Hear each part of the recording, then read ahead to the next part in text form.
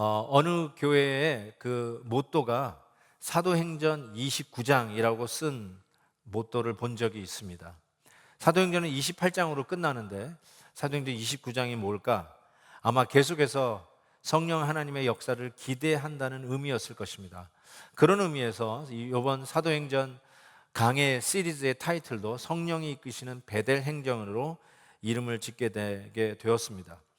계속되는 성령의 역사를 사모할 뿐만 아니라 실질적으로 오늘도 베델 교회를 이끌어가는 성령 하나님의 임재와 능력을 믿고 마무리하는 오늘 이 시간에 계속해서 베델 행전은 진행될 수 있을 것인가?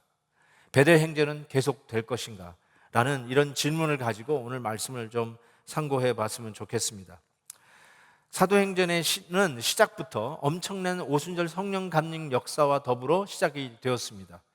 그리고 예루살렘에서부터 시작되어서 땅끝까지 복음이 전파되어지는 그 모습을 수많은 주의 종들을 통해서, 사도들을 통해서, 또 집사들을 통해서, 또 마지막 주자 사도 바울을 통해서 계속해서 복음이 어떻게 진행되는지를 보여주셨습니다.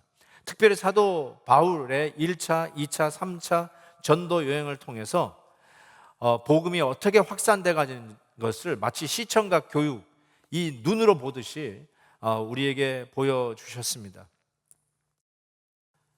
홍길동과 같이 동에서 번쩍 서에서 번쩍 동번서번하던 이 사도 바울이 이 마지막 이 본문을 보면은 2년간의 억류 생활을 보냈던 것을 보게 됩니다. 2년간의 셋집 생활, 실은 가이사랴에서 2년 동안 옥중에서 보냈습니다.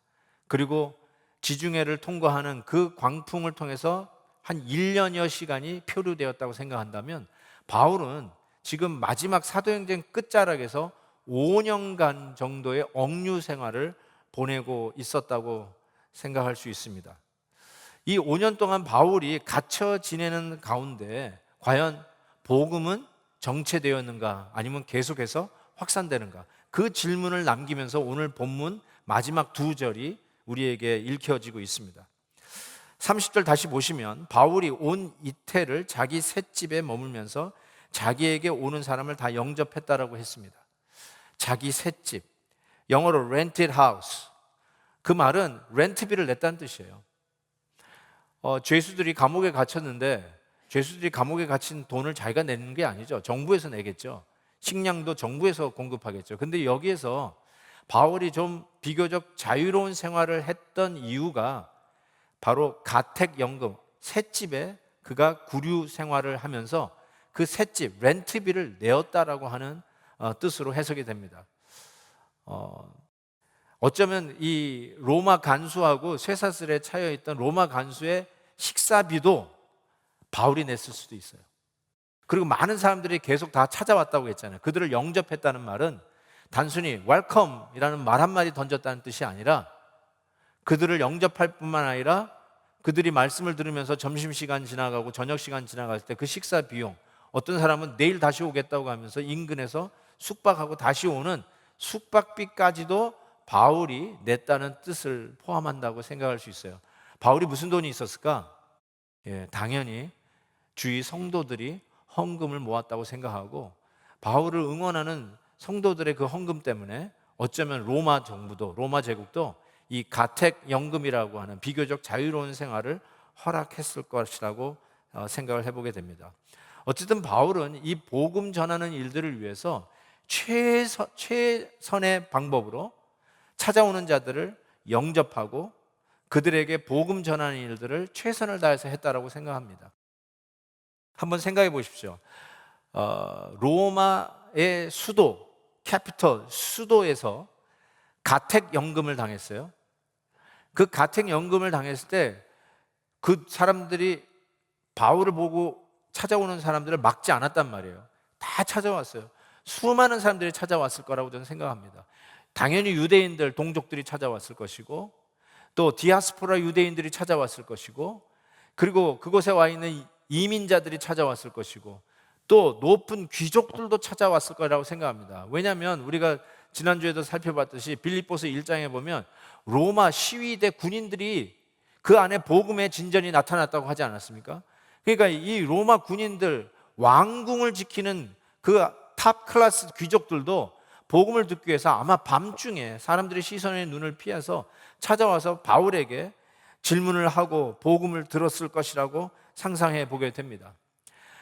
각계 각층의 사람들이 쉽게 로마 제국의 수도 로마에, 그것도 한 셋집에 억류되어 있는 바울에게 거침없이 다들 찾아와서 자기들의 인생의 문제들, 정말 텅 빈 인생의 그 허전함을 물어보면서 인생의 답을 찾았을 거예요. 그러면 바울은 그들을 만나 영접하고 점심값을 대가면서 1시간, 2시간, 3시간 계속해서 말씀을 나누었을 거라고 생각합니다. 그 바울의 말씀을 들으면서 노트를 적어가면서 진지하게 말씀을 들었던 사람들의 모습을 충분히 상상해 볼 수 있습니다. 긴 시간이 아니라 그 돌아가면서는 또 듣고 싶은 그 아쉬운 마음에 돌아가는 모습도 생각해 볼 수 있을 것이에요. 계속해서 찾아오는 사람들에게 말씀을 전하고 또 전하고 최선을 다하고, 어쩌면 열정적으로 전하는 그 바울의 모습 속에 함께 쇠사슬에 묶여 있었던, 로마 간수와 묶여 있던 쇠사슬이 가끔씩 출렁거리면서 그 침묵을 깨는 그런 추임새가 되지 않았을까, 이런 생각도 해보게 됩니다. 복잡한 인생의 해답을 찾기 위해서 방문한 자들, 영적인 공허함 속에 진정한 기쁨을 만나고 돌아가는 그런 사람들의 모습들, 지고하를 막론하고 하나님의 말씀 앞에서 주님이 나의 구세주이십니다 고백하고 돌아가는 사람들의 말씀들, 때로는 위로의 말씀으로 격려해 주시고 때로는 직격탄과 같은 회개하라고 하면서 회개하지 않을 수 없는 강력한 메시지로 저들의 영적인 배고픔을 넉넉하게 채웠던 그 말씀의 풍요함이 바울이 묶여 있었던 그 셋집에 있었다는 사실을 충분히 상상해 볼 수 있습니다. 한편 저는 이런 생각을 해봤어요. 사도행전의 시작이 그 베드로의 설교에 3,000명, 5,000명씩 막 돌아오는 그런 역사가 있었지 않아요? 얼마나 다이나믹한 복음의 현장입니까? 사도행전을 마무리하면서 바울의 설교에 수천 명이 돌아오는, 그래서 인산인해를 누리는 그런 모습, 부흥의 모습으로 끝나면 얼마나 더 벅찼을까 싶은데, 실은 참 희한하게도 사도행전의 마지막은 바울의 5년 상한의 구류 생활로 마무리하는 것. 좀 아쉽기는 하지만 여기에도 뭔가 의미가, 메시지가 있지 않을까라는 생각을 해보게 됩니다. 저는 이런 생각을 해봤습니다. 복음의 확산이, 복음이 땅끝까지 이르러 증거되어지는 이 일에 하나님께서 필요한 자들을 들어 쓰셨던 것이 확실합니다. 베드로를 쓰셨고, 스데반 집사를 쓰셨고, 또 빌립 집사를 쓰셨고, 또 심지어는 고넬료와 같은 사람, 브리스길라와 아굴라와 같은 사람들, 하나님의 수많은 일꾼들을 사용했고, 드디어 마지막, 이 사도행전에서는 이 복음의 마지막 주자로 나타나고 있는 사도 바울까지 쓰셨던 것이 분명합니다. 그럼에도 불구하고 마지막 억류 생활로 사도행전을 마무리하는 이유가 무엇일까? 복음의 확산은 어떤 열심 있는 어떤 특정한 사람에게 달려있는 것이 아니라 이 복음의 확산은 성령께서 하시는 일인 것을 분명하게 시사하고 마무리하는 의미가 있다라고 저는 생각합니다. 결국 이 복음의 확산은 성령께서 하시는 것이다. 그래서 사도행전을 성령행전이라고 부르고, 우리가 베델 행전을 사모하는 이유는 역시 베델 교회를 이끌어가는 것도 어떤 특정한 사람이 아니라 성령 하나님이 이끌어 가실 베델 교회를 꿈꾸면서 사도행전 강해 시리즈를 하게 되었던 것이죠. 오늘 마무리하면서 과연 베델 행전은 계속될 수 있는가, 이 질문을 던졌는데 저는 계속될 수 있다고 확신합니다. 어떻게 이게 가능할까요? 복음의 소통 방법에서 그 힌트를 찾을 수 있습니다. 31절에 보면 하나님의 나라를 전파하며 주 예수 그리스도에 관한 모든 것을 담대하게 거침없이 가르치더라. 복음의 소통 방법이 두 가지입니다. 하나는 전파, 두 번째는 가르치다입니다. 전파라는 말은 헬라어 케루손이라고 하는 단어인데 proclaiming, proclamation of the gospel, 선포하는 겁니다. 어쩌면 preaching, 설교와 같은 말이죠. 근데 설교와 같은 의미라고, 같은 본질상 같은 말이지만 조금 다른 뉘앙스를 느끼는데, 또 다른 복음의 소통 방법은 디다스콘, 가르침이에요. teaching이라는 사실입니다. 왜 이것이 본질상 같은 말이면서도 조금 다른 뉘앙스를 갖느냐? 하나님의 나라는 실은 은혜로 주어진 나라입니다.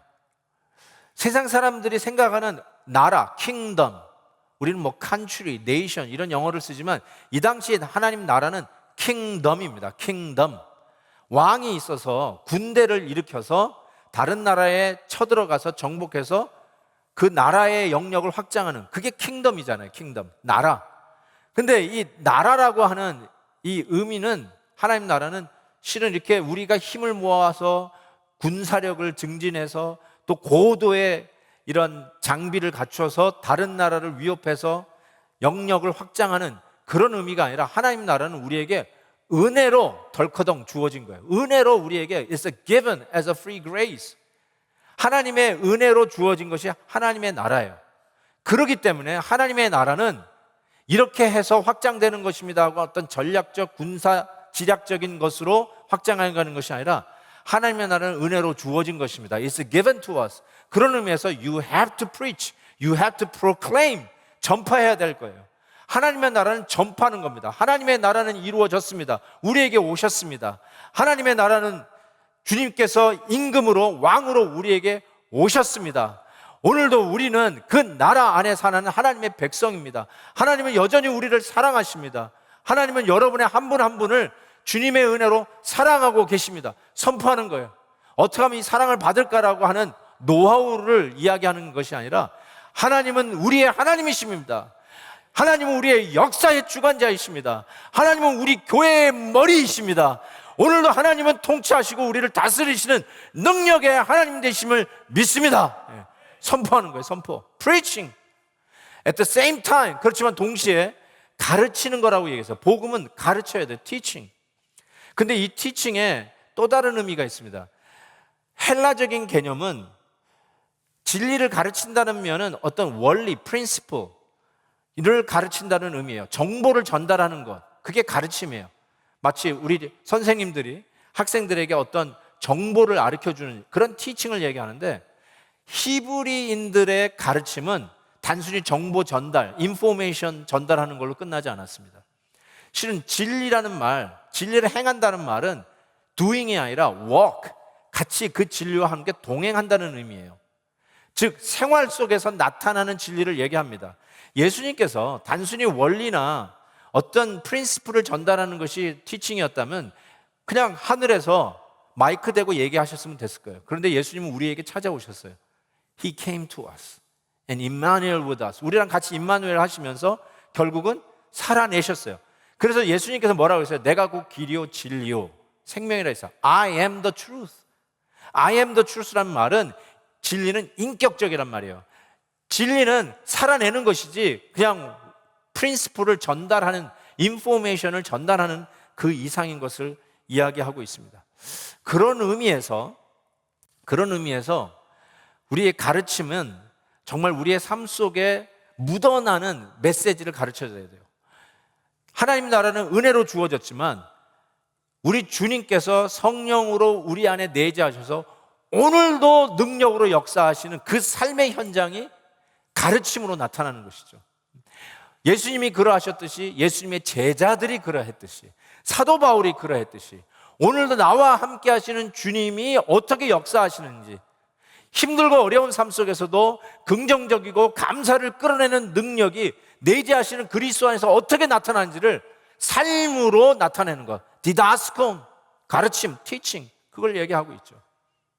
지난주에 왜 바울의 설교를 믿지 않는가라는 부분을 우리 존 스타트 목사님의 그 주석의 이야기를 들면서 말씀했는데, 그 중에 첫 번째가 ministerial aspect, 목회적인 기능 때문에 설교의 메시지, 하나님의 말씀을 못 듣는 얘기를 제가 말씀드리지 않았어요? 그러니까 지금 제가 전하는 이 메시지도 preaching 플러스 teaching이잖아요. 선포와 더불어 가르침을 하고 있는데 그것이 저의 인격과 상관없이 전해지는 것은 아니죠. 어떤 분의 목사님의 메시지가 훨씬 더 감동 있게 다가오는 이유는 아마 그분의 삶 때문일 것이라고 저는 생각해요. 그것이 우리 설교자들이 늘 가지고 있는 숙제요, 도전이라고 저는 생각합니다. 그러니까 그 말씀대로 살아가는 삶의 현장 속에서 눈물과 뜨거움과 간절함으로, 그리고 함께 동행하고 계시는 그리스도의 능력으로, 간증으로 함께 전해지는 것, 그게 티칭이라는 거죠. 베델 행전이 계속 가능할 것인가? 베델 행전은 계속 진행될 것인가? 사도행전 29장은 우리에게 주어질 것인가? 이 질문을 던질 때 가능합니다. 어떻게 해요? 전파와 가르침, proclamation and teaching.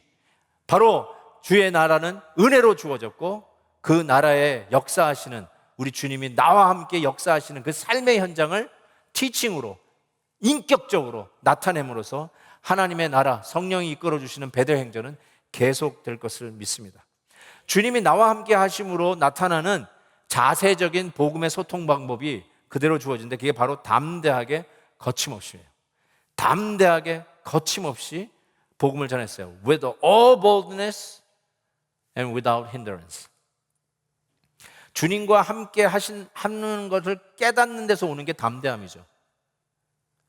주님은 옛날 2000년 전에 돌아가시고 옛날 과거일 뿐이고 오늘은 내가 어떻게 사는 거야? 내가 힘을 내서 내가 자생, self-generate 된 힘으로 살아가야 되는 것이라면 담대함이 있을 수 있나요? 늘 나 자신에게 실망하는 것이 솔직한 우리들의 청사진인데, 근데 주님이 나같이 연약한 자에게 오늘도 함께 하시고 능력을 공급하신다는 그 은혜 때문에 오늘도 내가 담대할 수 있는 거죠. Boldly and without hindrance. 실은 이 담대함은 무례함과 착각함은 곤란합니다. 어떤 분은 무례하면서 자기가 담대하다고 그러는데 그건 아주 잘못된 생각입니다. 담대함은 하나님이 나와 함께 하심을 믿고 남을 배려해서 내려놓는 용기가 담대함입니다. 내 희생이 치러지더라도 내려놓을 수 있는 용기, 그게 담대함이에요.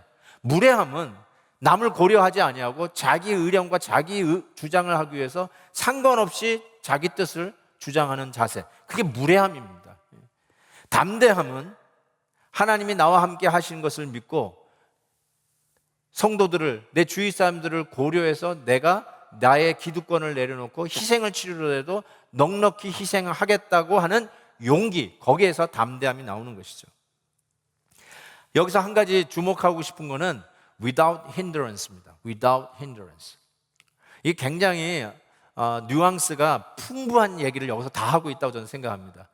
실은 감옥 안에 갇혀 있으니까, 억류되어 있으니까, 쿼런틴 되어 있으니까, 격리되어 있으니까 힌드런스죠. 바울이 정말 지구가 부족할 정도로 뛰어다녔던 사도 바울이 갇혀 있으니까 this is hindrance. 그렇죠? 이것처럼 묶여 있는 모습이 어디 있어요? 그런데 뭐라고 얘기해요? 묶여 있는데 without hindrance. without hindrance. 사도 바울이 1차, 2차, 3차 전도 여행 다닐 때 실은 바울은 모든 이 방해 때문에 힘들었지 않았습니까? 유대인들이 얼마나 힘들게 했습니까? 바울이 복음 전하는 곳에 갈 때마다 따라다니지 않았습니까? 심지어는 그를 죽이겠다고, 암살하겠다는 암살 조직단이 40명이나 있지 않았습니까? 얼마나 힘들었겠어요. 그래서 하나님, 내가 여기서 이걸 해야 됩니까? 라고 하면서 의기소침하고 정서적으로 불안해 있을 때 밤중에 부활의 주님께서 나타나시면 뭐라고 그랬어요? 이 성중에 내 백성이 많도다. 이 성중에 내 백성이 많도다. 그렇게 위로해 주셨잖아요. 그 율라굴로 광풍을 만나서 로마로 향해 가는 그곳에서 정말 생명이 총각에 달려있던 그 순간에 또 부활의 주님이 찾아오셔서 이 배에 타 있는 모든 사람 한 사람의 생명도 잃지 않을 것이라고 위로해 주셨잖아요. 그가 종횡무진 다니던 그 순간에는 위로도 필요했고 주님께서 찾아오셨고 수많은 방해, 힌드런스 때문에 참 힘들었어요. 그런데 정작 감옥에 딱 갇혀 있는데, 그것도 하루 이틀도 아니고 2년씩이나 로마 감옥에 감금되어 있는 바로 그 셋집에서 억류되어 있는데 이렇게 얘기하는 거예요. Boldly and without hindrance. 굉장히 역설적인 표현이죠. 지금 힌드런스를 가장 많이 받고 있는 감옥 안에서 힌드런스 없이 복음을 전하고 있다라고 지금 이야기하고 있는 것이죠. 막 바삐 돌아다니다가 딱 묶여 있으면 잃어버렸던 본질을 찾는 아주 중요한 기회라고 저는 생각해요. 실은 저도 방송 찍느라고 좀 바쁘긴 하지만 실은 모든 약속이 다 없습니다. 제가 가야 할 이사회도 전부 다 캔슬됐죠. 다른 목사님들 만나는 일도 캔슬됐죠. 심지어는 가끔씩 이웃교회에서 설교해달라고 하는 그 모든 것도 다 취소되었죠. 오히려 시간이 널널해졌어요. 그냥 널널해졌어요. 근데 본질을 생각하는 그 교회가 뭘까? 신앙이 뭘까? 이거를 생각하는 이런 무브먼트가 일어나는 것 같아요. 예배당 안에서 같이 모여서 예배 드리지 못하니까 우리가 정말 예배가 뭐였지? 이렇게 같이 떨어져 있으니까 과연 교회라고 하는 이 커뮤니티, 공동체가 뭐지? 하나님을 믿는 백성들이 함께 모이는 이 교회가 뭘까라는 본질적인 것을 생각하는 그런 절호의 기회를 얻었다는 것이에요. 모든 바쁜 거 다 끊고, 심지어는 목사님들도 모든 약속할 수 있는 거 다 캔슬하고 다 집에 가다 놓고 교회에 가다 놓고 사무실에다 가다 놓고 본질적인 걸 생각하고 있지 않습니까? 제가 옛날에 이민 오기 전에, 꽤 오래된 거죠. 이민 오기 전에 봤던 미국 드라마가 있습니다. 여러분 기억나실지 모르겠는데 형사 콜롬보. 전 너무너무나 재밌게 봤던 게 형사 콜롬보입니다. 콜롬보, 여기 젊은 분들은 아마 모르실 거예요. 콜롬보 아세요? 콜롬보. 그 피터 폴크라고 하는 명배우죠. 돌아가셨어요. 그분 돌아가셨는데 항상 약간 어리숙하면서도 그 바바리 입고 늘 똑같은 바바리 입고 다니면서 그 문제들을 아주 그냥 섬광 같은 지혜로 이렇게 풀어가는 그 모습에 그냥 정말 깜짝깜짝 놀라면서 아주 시원하게 문제를 풀어가는 콜롬보 형사의 그 재치에 놀래가지고 또 보고 또 봤던 기억이 납니다. 그런데 사건을 풀다가 미궁에 빠지면 콜롬보가 하는 일이 있어요. 항상 사건 현장으로 돌아갑니다. 막 일이 엉키고 저리 엉켜가지고 도저히 이게 도대체 사건이 풀리지 않으면 항상 제일 처음에 장소로 돌아가서 그곳에서 답을 찾습니다. 저는 꼭 지금이 그런 것 같아요. 분주하게 움직였던 우리들의 생활을 하나님이 딱 스탑시켜 놓고 다시 처음 장소로 돌아가게 하는 하나님의 섭리가 있다고 생각해요.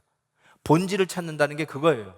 교회가 무엇이며 예배가 무엇이며 하나님 앞에 예수 믿는다고 고백하는 신앙의 고백이 무엇이며 교회로서의 성도들의 공동체가 무엇인가, 본질을 생각할 수 있는 이 코론틴의 시간, 어쩌면 바울에게 있어서 그가 수도 없이 뛰어다녔던 복음 전파의 그 행로, 하나님이 함께 하셨던 일임에도 불구하고 수많은 힌더런스, 수많은 방해꾼, 수많은 역사들이 있었지만 그가 로마 감옥에, 아니 가이사랴 감옥부터 생각하면 약 5년간 감금 생활하면서 본질로서의 회복, 본질로서의 회복, 그곳에서 주신 은혜가 뭐냐면 boldly, 겁나는 게 하나도 없는 거예요. 겁나서 주님께서 찾아오셔가지고 위로해 주셨던 그런 것이 아니라 boldly, 그 다음에 without hindrance, without hindrance.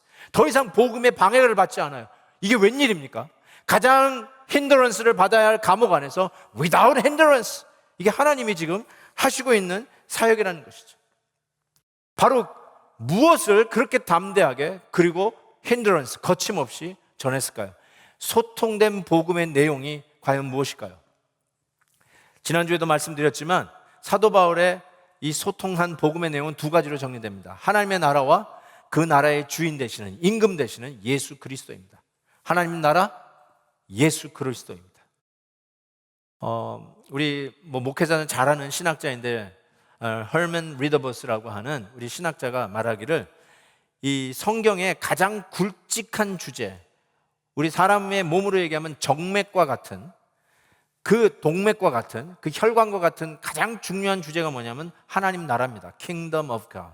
이것이 창세기에서부터 실은 계시록까지 아주 굵직하게 흘러가는 하나님 나라, 이 성경의 주제라고 이야기할 수 있어요.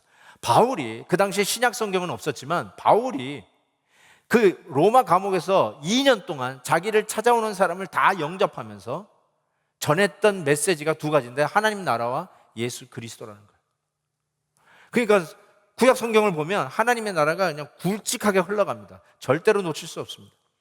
그런 의미에서 제가 지난주에는 사도 바울의 설교가 녹음되어 있었으면 얼마나 좋았을까, 이런 기간에 한번 사도 바울의 설교나 같이 들으면서 얼마나 은혜 받을, 이런 생각을 했는데 하나님의 나라와 예수 그리스도를 전했던 바울의 설교를 부족하지만 바둑을 복귀하듯이, 복귀라고 합니까?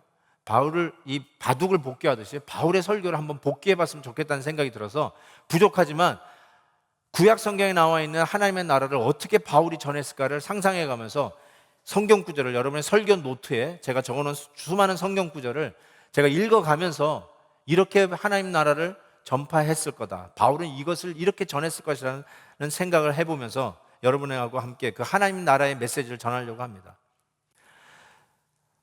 출애굽기에 보면 하나님이 이스라엘 백성들을 출애굽시키면서 당신의 뜻을 분명히 나타내요. 너희가 내게 대하여 제사장 나라가 되며 거룩한 백성이 되리라. 너는 이 말을 이스라엘 자손에게 전할지니라. 모세와 얘기하면서 하나님께서 지금 이 백성, 애굽에 노예로 잡혀가 있는 이 백성을 내가 출애굽하는 이유가 있는데 이들로 하여금 거룩한 나라, 킹덤, 거룩한 나라를 건설하려고 한다는 것이죠. 그리고 그 이스라엘 백성은 그 나라의 제사장과 같은 백성으로 삼겠다. 즉 세계 만방에 이 하나님의 거룩한 나라를 전파하고 알리는 백성으로 하나님이 그 백성을 택하여 출애굽시키겠다는 것이죠. 그게 바로 출애굽의 목적이었어요. 바울은 틀림없이 자기에게 찾아오는 유대인들을 향해서 하나님이 우리를 택한 이유가 무엇인 줄 아느냐? 당신의 나라를 건설하기 위한 것이라는 것을 설파했을 것입니다. 그리고 이스라엘 백성들이 가장 존경하는 왕이 다윗 왕입니다. 다윗 왕. 실은 하나님은 세상 나라 왕처럼 이스라엘의 왕을 세우는 걸 원치 않으셨다고 그랬죠. 그런데 하도 원해서 사울 왕을 세우셨어요. 그리고 나서 다윗 왕을 세웠는데 다윗 왕은 자기가 세상 나라 왕 같은 왕이 아니라 자기는 우리의 왕 대신 하나님의 그 통치를 대리하는 신정 정치의 대리자로서의 왕인 것을 그는 분명히 알았어요. 그래서 역대상 29장에 다윗이 이렇게 얘기합니다. 회중 앞에서 여호와를 송축하여 이르되 우리 조상 이스라엘의 하나님 여호와여 주는 영원부터 영원까지 송축을 받으시옵소서. 여호와여 위대하심과 권능과 영광과 승리와 위엄이 다 주께 있사오니 천지에 있는 것이 다 주의 것이로소이다. 여호와여 주권도 주께 속하였사오니 주는 높으사 만물의 머리이심이니이다. 아멘입니다. 다윗 왕은 하나님이 우리의 왕이신 것을 선포합니다. He is, our Lord is the King. 그리고 그 왕을 모시고 하나님의 백성은 그 왕의 다스림을 받으며 살아가는 자리고 그 하나님의 왕되심을 선포하는, 세상 열방에 선포하는 제사장 국가, 제사장 백성인 것을 이야기할 것이죠. 그리고 나면 시편에서는 하나님의 이 왕권을 계속 선포하는 것을 우리는 알게 됩니다. 시편에 보시면 103편 여호와께서 그의 보호자를 하늘에 세우시고 그의 왕권으로 만유를 다스리도다. 아멘입니다. 하나님이 이러한 왕이시다는 것을 선포합니다. 시편 145편 그들이 주의 나라의 영광을 말하며 주의 업적을 일러서 주의 업적과 주의 나라의 위엄 있는 영광을 인생들에게 알게 하리이다. 주의 나라는 영원한 나라니 주의 통치는 대대에 이르리로다. 이런 나라를 우리 하나님께서 약속해 주시고 이런 나라를 전하는 것이 바로 선택받은 우리 유대인들, 이스라엘 백성인 것을 그는 전하면서 이 하나님의 원래의 의도에서 벗어난 이스라엘의 현주소를 지적하며 가슴 아프게 설교했다라고 믿습니다.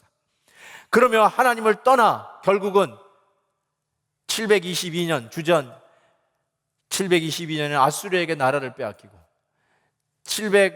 주전 586년에는 바벨론에게 나라를 뺏기면서 솔로몬 왕 이후에 둘로 쪼개진 나라, 그 아픔을 얘기하면서 하나님의 뜻대로 섬기지 못한 당신의 백성들, 이스라엘 백성들을 향한 하나님의 심판을 가슴 아프게 전하며 회개를 촉구했을 것이라고 생각합니다.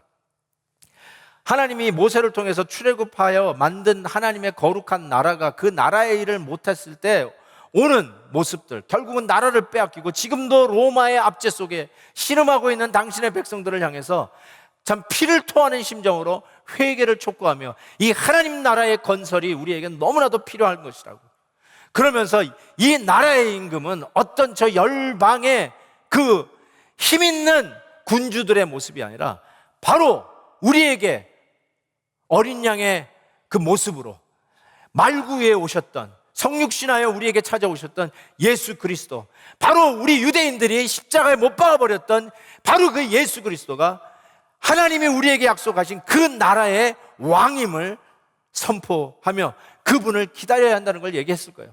그러면서 우리가 요즘도 매일 성경 에스겔 선지서를 우리가 보고 있지만 수많은 선지자들이 나라를 잃어버린 백성들에게 뭐를 지금 선포하고 있습니까? 지금 계속해서 하나님의 뜻을 따지 아니하고 하나님의 나라를 이루기보다는 세상적인 나라와 지금 경쟁하고 있으면서 힘을 더 쌓으려고 하는 그 이스라엘 백성들에게 뭘 얘기하는 거예요? 회개하고 돌아서고 우리에게 참된 왕을 기다리라고 하는 그 메시지를 전하는 거 아닙니까? 그래서 이사야 선지자가 우리에게 바로 이 왕이 있다, 이 왕을 기다려야 된다고 하면서 이사야 9장에 이런 얘기했어요. 한 아기가 우리에게 낳고 한 아들이 우리에게 주신 바 되었는데 그의 어깨에는 정사를 메었고 그의 이름은 기묘자라, 모사라, 전능하신 하나님이라, 영존하시는 아버지라, 평강의 왕이라 할 것임이라.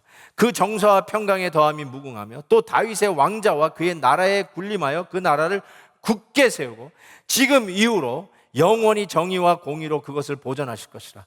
만군의 여호와의 열심히 이를 이루리로다. 계속해요.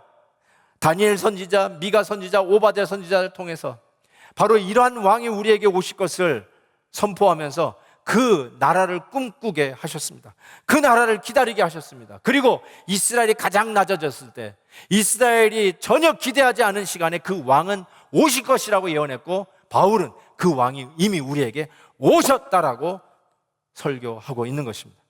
바로 그분이 예수 그리스도시며 우리가 기다렸던 메시아이시며 그분이 우리의 임금이시며 그분이 바로 우리가 기대하던 하나님의 나라, New Kingdom of God, 하나님이 세우실 새 나라의 왕 되심을 설교하는 것입니다. 이 나라는 단순히 개념 속에만 존재하는 뜬구름 잡는 그런 나라가 아니라 하나님의 강력한 능력이 그리스도 안에서, 그리스도를 통해서 나타나는 구체적인 나라였습니다. 세례 요한뿐만 아니라 예수님이 공생에 시작하셨을 때 하나님 나라로 메시지를 시작하는 거 아시죠? 회개하라, 하나님의 나라가 가까이 왔다, 천국이 가까웠다 라고 설교하지 않습니까? 예수님의 설교의 대부분 비유문으로 하셨을 때 그 비유문의 내용도 천국은 이와 같으니 The kingdom of God will be like this, kingdom of God will be like this. 하나님의 나라가 이렇게 할 것이라고 비유문에서도 계속해서 하나님 나라에 대한 메시지를 전하고 있지 않습니까? 바로 이 하나님의 나라, 예수 그리스도가 우리의 왕이시고 그 왕으로 이루어질 하나님의 나라를 선포하는 바울이 그 로마 옥중에서 선포했던 메시지가 옥중 서신 중에 하나인 빌립보서 아닙니까? 빌립보서에 이런 말씀이 있어요. 빌립보서 2장에 보면 모든 입으로 예수 그리스도를 주라 시인하며 하나님 아버지께 영광을 돌리게 하셨느니라. 이스라엘 백성들뿐만 아니라 열국의 수많은 백성들이 이제는 예수님이 우리의 임금이시오, 우리의 주님이라 고백하는 바로 그 나라를 세우기 위해서 우리 임금 되신 주님이 오셨다는 것이죠. 높은 이름, the name above all names. 유대인들에게 가장 높은 이름은 여호와 야훼의 이름이었습니다. 그런데 바울은 선포합니다. 그 가장 높은 이름이 바로 예수 그리스도, 가장 높은 이름이 우리 주 예수 그리스도라고 선포하는 것입니다. 하나님 나라의 왕은 그리스도임을 전합니다. 그러면서 자기의 간증을 전했을 거예요. 내가 어떠한 자였는데 내가 바로 그 예수님, 부활의 예수님을 만나 그분이 나의 임금이시며 그분이 꿈꾸는 하나님의 나라의 주인이시며 우리는 그 나라를 전파하는 하나님 나라의 동역자인 것을 바울은 계속해서 끊임없이 전했을 것입니다. 그래서 이후 사도 바울의 서신, 훗날 다 성경책이 되어버린 바울의 서신 속에 이 메시지가 계속 뚝뚝 묻어 있어요. 고린도전서 4장 보세요. 하나님의 나라는 말에 있지 아니하고 오직 능력에 있습니다. 오늘도 역사하는 하나님의 놀라운 능력 속에 나타나는 그 하나님 나라 말입니다. 그래서 골로새서 1장에서 역시 옥중서신 중에 하나죠. 그가 우리를 흑암의 권세에서 건져내어 그 사랑의 아들의 나라, 예수 그리스도의 나라, 우리가 꿈꿔야 하는 그 하나님 나라, 아들의 나라로 옮기셨다. 우리가 누구냐? 죽어서 가는 그 천국뿐만 아니라 흑암의 권세, 죄악 중에 있다가 예수 그리스도를 나의 주, 나의 하나님으로 고백하며 이제는 그 아들 예수 그리스도가 임금인 나라로 옮겨지는 구원받은 백성이 되었음을 선포하고 있지 않습니까? 바로 우리가 그리스도의 왕권에 나를 드렸을 때 하나님 나라는 그렇게 확장되어 가고 그 일을 위해서 힘쓰는 모든 주의 백성들, 오늘도 이 복음이 우리 이웃에게 땅끝에 전해지기 위해서 애쓰는 이 모든 우리들은 하나님 나라의 동역자라고 골로새서 4장에서 이렇게 얘기하죠. 헬라파인이 이들만은 하나님 나라를 위하여 역사하는, 함께 역사하는 자들이다. Co-workers for the kingdom of God, Co-laborers for the kingdom of God. 우리는 하나님 나라 kingdom of God을 위해서 함께 일하는 동역자라고 바울은 선포하고 있습니다. 회심하면서, 회개하면서 그 나라에 입성합니다. 그리고 이제 그 나라에 입성한 성도들은 그리스도의 능력으로 그분과 함께 동행하면서 오늘도 성령 안에서 공급하시는 능력으로 전도하며 선교하며 구제하며 봉사하며 정말 역동적인 다이나믹한 삶을 살게 됩니다. 비정의를 보면 참지 못하고 하나님의 뜻이 치우치고 또 꺾이는 것에 도무지 방관할 수 없어서 오늘도 나의 기득권이라도 내려놓는 용기를 담대하게 말하면서 하나님의 나라가 땅끝까지 전해지고 그리고 죄인들이 주님 앞에 돌아오는 일들을 가장 중요한 가치로 생각하고 내가 죄의 유혹에 넘어지는 것을 가장 가슴 아프고 통회할 회개의 제목으로 생각하는 자들, 바로 그것이 하나님 나라의 co-workers, 바로 동역자들 아니겠습니까? 세례 요한의 제자들이 예수님이 막 공생애 할 때 예수님이 가서 던졌던 질문이 있습니다. 예수님이 바로 우리가 기다리던 메시아입니까? 아니면 다른 일을 기다리올까? 라고 물었을 때 예수님이 세례 요한의 제자들에게 너의 스승 세례 요한에 가서 이 말을 전하라고 하면서 주셨던 말씀이 마태복음 11장에 있습니다. 뭐라고 얘기하면 너희가 가서 듣고 보는 것을 요한에게 알리되 보세요, 맹인이 보며 못 걷는 사람이 걸으며 나병 환자가 깨끗함을 받으며 못 듣는 자가 들으며 죽은 자가 살아나며 가난한 자에게 복음이 전파된다 하라. 이게 하나님 나라예요. 하나님의 나라는 뭐 핵을 가지고 군사력을 증강해 가지고 남들이 넘보지도 못하는 막강한 군사력으로 다른 나라를 정복하는 로마 제국, 당시 로마 제국의 개념의 킹덤이 아니라 우리 주님이 당신의 백성들과 함께 꿈꾸는 나라는 바로 이런 나라였어요. 소망이 없는 그곳에 소망을 비춰주고 억눌린 자에게 해방을 주고 인간답지 못하게 사는 처절한 비참한 현장 속에 정말 하나님의 형상을 회복하면서 정말 살아있는 모습, 정말 인간답게 정말 하나님이 원하시는 그 본래의 모습으로 돌아가는 모습, 바로 그거 아니겠어요? 그러면서 뭐라고 얘기하셨어요? 12절에 보니까 세례 요한의 때부터 지금까지 천국은, 하나님의 나라는 침노를 당하나니 침노하는 자는 빼앗느니라. 바로 이 복음의 메시지를 전하는 곳에 하나님의 나라가 건설되는 거예요. 힘으로 빼앗는 나라가 아니라 바로 이 복음이 전해지는 곳에 하나님의 나라는 침노하는 자들, 복음 전하는 자들의 것이라고 말씀하고 계십니까? 전 이런 생각을 해봤어요. 바울이 로마 옥중에서 그 찾아오는 수많은 사람들을 영접하면서 기회 닿는 대로 복음을, 이 말씀을 전한 거 아니에요. 하나님의 나라와 그 나라의 임금 되신 예수 그리스도, 그 복음을 전했는데 그 로마 감옥에서 썼던 빌립보서에서 이렇게 마무리하고 있어요. 빌립보서 4장 우리가 다 아는 말씀이에요.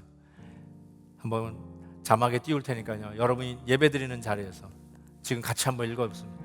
감옥에 갇혀있지만 이것을 지금 전하고 있는 거야. 같이 읽어보겠습니다. 내게 능력 주신 자 안에서 내가 모든 것을 할 수 있느니라. 아멘입니다. 아멘. 감옥 안에 갇혀 있으면서 하는 말이에요. 감옥 안에 갇혀 있으면서 거침없이 without hindrance but with all boldness, 뭐라고 얘기해요? I can do everything through him who gives me strength. 이게 담대함이에요. 하나님 나라는 감옥에 갇혀 있었지만 그 어느 때보다도 거침없이, 그 어느 때보다도 당당하고 담대하게 힌더런스 없이 전파되고 있었다는 사실입니다. 사도 바울은 2년의 로마에 억류된 생활을 끝내고 잠시 풀려납니다. 풀려나요. 빌레몬서에서 보면 내가 이제 풀려날 테니까 방을 준비하라는 말이 나오죠. 로마에서 보낸 편지예요, 빌레몬서도. 그리고 빌립보서에서도 보면은 내가 곧 석방될 거니까 기도해달라고 하는 기도 제목부터 하는 것도 빌립보서에서 나옵니다. 잠시 석방되었다가 다시 잡혀요. 다시 잡혔는데 그때는 이런 셋집이 아니에요.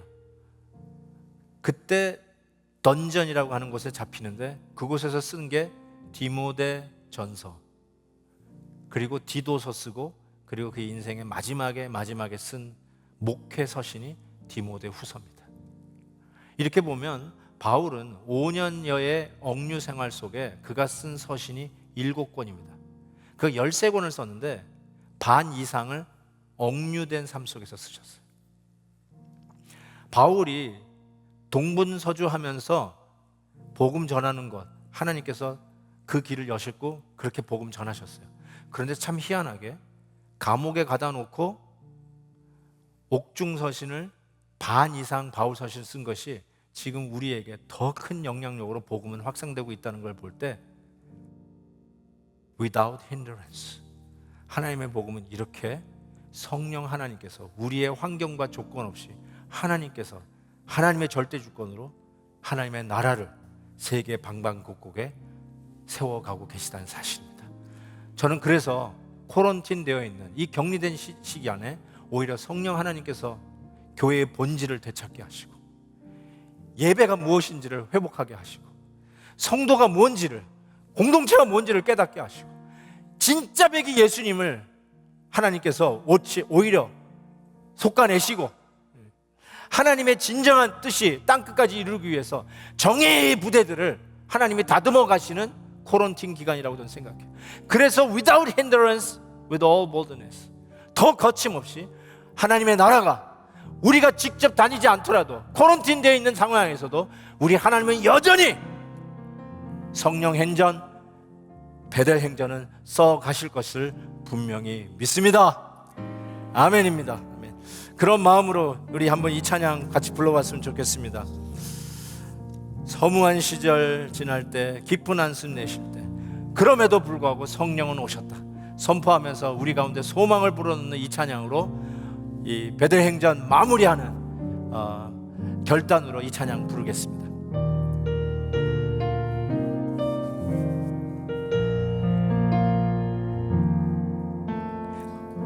허무한 시절 지날 때, 깊은 한숨 내쉴 때, 그런 풍경 보시며 단식하는 분이네. 아멘. 고와 같이 너희를 버려두지 않으리. 내가 너희와 영원히 함께하리라. 성령이 오셨네. 성령이 오셨네. 성령이 오셨네. 내 주에 보내신 성령이 오셨네. 우리 인생 가운데 친히 찾아오셔서 그 나라 꿈꾸게 하시네. 억눌린 자 가신 자, 자유함이 없는 자, 피난처가 되시는 성령님 계시네. 아멘. 주의 영이 계신 곳에 잠자유가 있다네. 진리의 영이신 성령이 오셨네. 같이 선포합니다. 성령이 오셨네. 성령이 오셨네. 내 주에 보내신 성령이 오셨네. 우리 인생 가운데 친히 찾아오셔서 그 나라 꿈꾸게 하시네. 아멘. 성령이 오셨네. 성령이 오셨네. 성령이 오셨네. 내 주에 보내신 성령이 오셨네. 우리 인생 가운데 친히 찾아오셔서 그 나라 꿈꾸게 하셨네. 우리 다 같이 있는 자리에서 합심해서 기도하겠습니다. 맞습니다.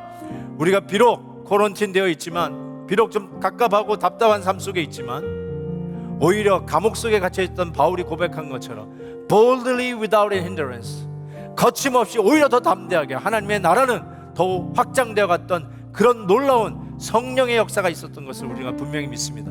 그 마음으로 하나님, 우리에게 이 능력을 부어소서. 우리 가정에 성령님 오시옵소서. 우리 가정의 주인 되시고 우리 교회의 머리 되시고, 우리 하나님의 나라가 이 가운데서도 세계 열국이 전부 다 코로나 때문에 코런틴 되어 있지만, 하나님의 나라가 오히려 본질적인 하나님의 나라의 역사가 확산되어져 가는 은혜가 나타나게 해 주옵소서. 우리 같이 한번 합심하는 마음으로 기도합니다.